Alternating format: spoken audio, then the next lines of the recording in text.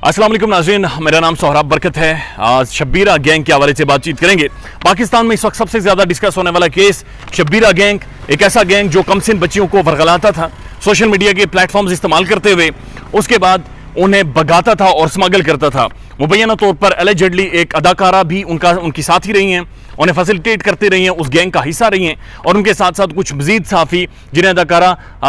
Team का नाम देती हैं, टीम कहकर या ब्लू कहकर मुखातिब करती हैं, वो सारे साफ़ी उस गैंग का मुबैना तौर पर हिस्सा हैं या उस ग्रोह का मुबैना तौर पर हिस्सा हैं। गुज़श्ता दिन इमरान खान साहब तकरीर कर रहे थे चारसदा में, और वहाँ पर रोला पड़ा मैलो मैलो मैलो। अनप्रेसिडेंटेड था, चूंकि इससे पहले खान के जलसों में डीजल डीजल डीजल के नारे लगते हैं, लेकिन मैलो मैलो जब लोगों ने कहना शुरू कर दिया तो पूछा गया कि आखिर ये मैलो है क्या, इसका मतलब क्या है। तो लोगों ने कहा कि इसका मतलब होता है रीच, और वहाँ की एक लोकल पॉलिटिशियन है जो कि नहीं होना चाहिए, लेकिन उनकी छेड़ बनी हुई है कि लोग उन्हें मैलो कहकर पुकारते हैं। तो इसी तरह से अदाकारा और ये जो सारा गैंग है, ये जब भी कहीं जाता है, किसी महफिल में जाता है, तो लोग डर जाते हैं, ये कम से कम आईब्रोज उनके खड़े हो जाते हैं कि शब्बीरा गैंग के सरगना, शब्बीरा गैंग के लोग और फैसिलिटेटर्स वहाँ पर मौजूद हैं। तो अदाकारा ने इस वक्त शोहरत के आफाक पर हैं, आसमानों पर हैं, और शब्बीरा गैंग के नाम से अदाकारा की शोहरत में बेशुमार बहरहाल इजाफा हुआ है। इंटरेस्टिंग बात यह है कि ये सारा गैंग जब से पकड़ा गया है, लोगों ने इनका मुहासबा किया है, लोगों ने चारों तरफ से इन्हें घेर रखा है, और बैनुल-अक़वामी या फिर पाकिस्तान के अंदर कम्युनिटीज़ इनके ऊपर बड़े संजीदा नौइयत के सवालात उठा रही हैं। ये पढ़े लिखे लोग हैं जो यूनिवर्सिटी ग्रेजुएट्स हैं, जो PhD प्रोफेसर्स हैं, जो कि पाकिस्तानी डायस्पोरा दुनिया भर में मौजूद है। इनके जब बड़े संजीदा सवालात, कुछ लॉयर्स हैं, लीगल फ्रेटर्निटीज़ हैं, सिविल सोसाइटी है,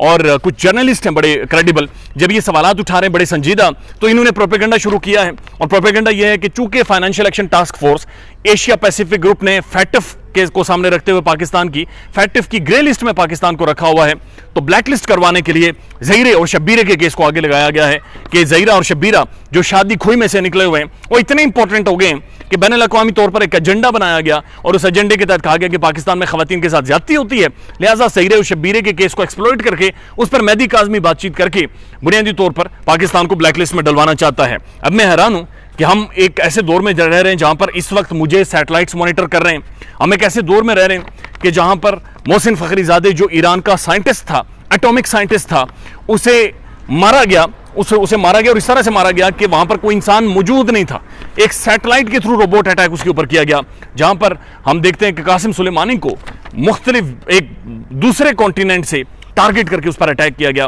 जहां पर हमारे पास मोबाइल फोन है और उसके अंदर सारी चीजें रिकॉर्ड हो रही हैं, सारे रिकॉर्ड का हिस्सा बन रही हैं, हम मॉनिटर हो रहे हैं। ऐसे दौर में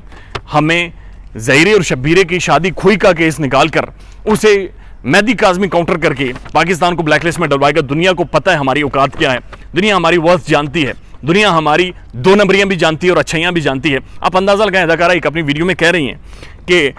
हसास इदारों को हमने मालूमात दी हैं, लेकिन हसास इदारे जी इसलिए डिले कर रहे हैं क्योंकि वो पॉलिटिक्स मामला थे और सैलाब आए थे। सैलाब ओ भाई, it come down of my philosophies के हसास इदारे या जो भी डिजिटल मीडिया के ऊपर काम कर रहे होते हैं, वो डिजिटल मीडिया पर ही काम करते हैं, वो छोड़कर कश्ती लेकर सैलाब ज़्यादा इलाकों में नहीं जाते, वो अलग टीम्स होती हैं। वी बीन देयर, हमें पता है, हम वहां पर जाकर देख कर आए, हम उनके साथ रहें। ये हमारी अफवाज हैं, ये हमारे लोग हैं, ये आप लोगों के खिलाफ खड़े होंगे, ये आप लोगों को काउंटर करेंगे जो अगवाकार हैं, जो आप लोग ये जो शब्बीरा गैंग के सरगना हैं, ये आप लोगों का सबका काउंटर करेंगे। सो इंटरेस्टिंग चीज़ ये है कि इन्होंने ये प्लान बनाया और इन्होंने बाकायदा इसे काउंटर करने की कोशिश की, और कहा कि जी एशिया पैसिफिक ग्रुप और ख़ास तौर पर फैटिफ को सामने रखते हुए कि इनका मकसद यह है कि फैटिफ की ग्रे लिस्ट से पाकिस्तान को ब्लैक लिस्ट करवाया जाए। अब इंटरेस्टिंग बात देखिए,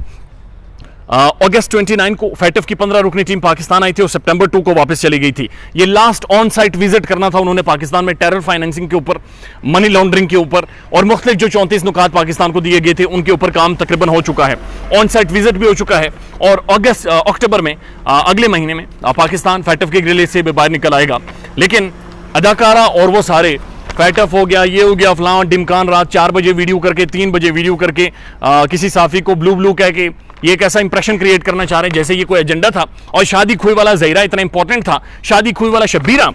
इतना इंपॉर्टेंट था कि उस गैंग के हवाले से जब बातचीत होती है तो ये इंटरनेशनल प्रोपेगेंडा बनकर सामने आता है। आप लोगों ने पैसे लिए हैं, आप लोग उनके सरगना हैं, आप लोग उनके सहूलतकार हैं, आपका पीछा हो रहा है, मेहदी काज़मी और पूरा पाकिस्तान और हसास इदारे आपके बारे में ढूंढ रहे हैं, अदालतें आपको ढूंढ रही हैं, अदालतें आपके बारे में अहकाम जारी कर रही हैं, अदालतें आपको 2 नंबर करार दे रही हैं कि आप लोग एक मलिशियस कैंपेन चला रहे थे। लिहाजा कोई भी फैक्ट ऑफ हो, कोई भी फाइनेंशियल एक्शन टास्क फोर्स हो, कोई भी एजेंडा हो, ना एजेंडा हो, लेकिन शब्बीरा गैंग मुकम्मल तौर पर एक्सपोज होगा, इनका अहाता किया जाएगा। अदाकारा को भी लॉन्डी जेल में डालकर तफ्तीश करके तमाम तर ना सिर्फ वो सारी फाइनेंशियल ट्रांजैक्शंस, पैसे निकाले जाएंगे, दरियाफ्त किए जाएंगे, बल्कि मजीद सवाल पूछे जाएंगे कि आखिर कितनी ही ऐसी मासूम बच्चियां थी जिनको अगवा करने में अदाकारा या फिर इनके सहूलतकार मुकम्मल तौर पर एक्टिव रहे हैं। ख्याल रखिएगा अपना। अल्लाह हाफिज़।